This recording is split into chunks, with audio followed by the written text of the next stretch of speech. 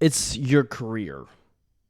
This is your lifelong passion, your lifelong interest. This is the thing you do. This is the thing you've been doing for at least a decade at this point. And you can't remember to choke me with toilet paper. I have never left a Great Clips happy. I've never left a Great Clips with a smile on my face. Usually I'm leaving because when they point the mirror to the back of my head, I see all the ways in which they screwed over my entire life. But this time, she actually did a pretty good job, right? Hair looks fine. Hair looks fine. Honestly, she did a better haircut than most people at Great Clips do, right? Usually I leave Great Clips because I'm pissed. But this time I was pissed because she forgot to choke me with the toilet paper. Usually right after the introduction, right after I'm like, hey, nice to meet you. And they're like, hi, nice to meet you. How was your day? I'm like, good. And then they say, well, they don't say anything. They take toilet paper out of the dispenser and they wrap it around my neck and then they tie it. And then they put a little gown over me. And then they do what they want to my hair. And this time, yesterday, on a Sunday, she completely forgot to do that. Now, I wasn't paying attention, and I should have said something once I realized it, but she had already kind of cut up the backside of my hair, which is where a lot of the hair that's going to fall down the back of my neck and back is going to go. And I don't know. I don't know why I didn't say anything. I don't know. First off, okay, you know what? Actually, stop it right there. I'm not taking the blame for this. All right, here I am thinking of all the ways I could have prevented this, thinking about how I should have said something, how it's my fault for not speaking up for myself. It's not always my responsibility to speak up for myself. It's your responsibility to do your dang job, right? It's your responsibility to make sure that I am a satisfied customer. It's your responsibility to make sure that the back of my head isn't covered in hair. Now, look, naturally, even when you wrap up my neck, usually there's still some hair that kind of gets back there, and that's fine. It's understandable. But the itchiness was definitely much more noticeable without the toilet paper. Sometimes I think that the toilet paper isn't necessarily necessary because I still end up itchy, right? But clearly that's not the case. It's hot. I don't have a mug. I just moved to apartments. I don't own anything.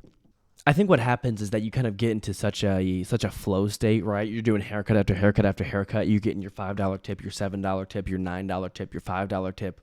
You're just cranking them out. I mean, the line was pretty backed up. Now, I checked in online. Here's an interesting thought. I checked in online about an hour before I showed up. So then I showed up and I got to sit down. There are some people who had been sitting there waiting for an hour.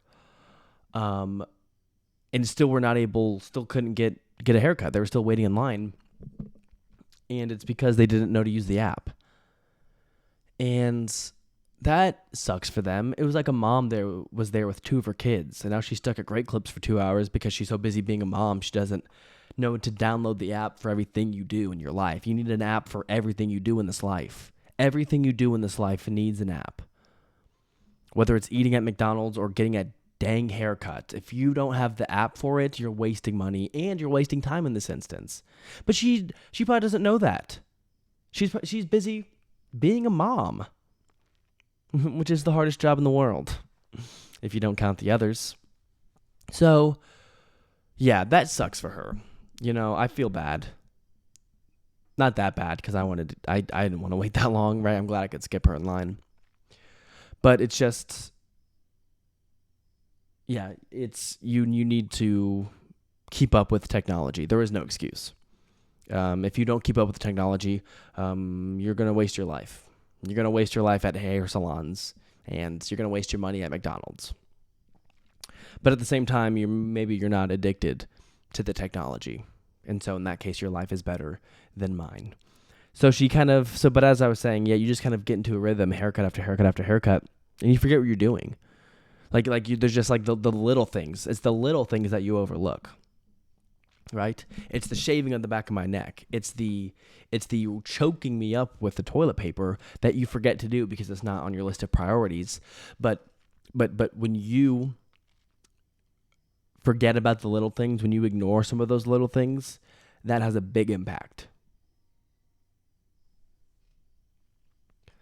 it has a big impact because I spent the next 4 hours super itchy. I had other chores to do. I couldn't just go home and take a bath, right? I couldn't just go home and, you know, have a bath. And so I had to suffer through that itchiness. And she doesn't even know that. She doesn't know all the pain I went through those next couple of hours. She has no idea. She has no idea that I got hair all over my bed because I laid down when I got home.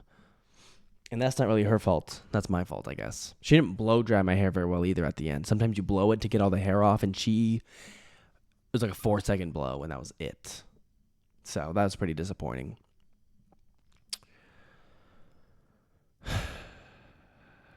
The little things matter.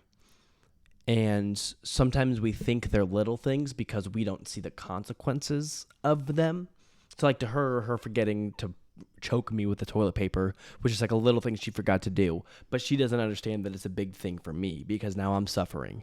And if she knew that, then it wouldn't be such a little thing, right? Little things are only little things if you don't fully understand the consequences. Or if those consequences don't impact you.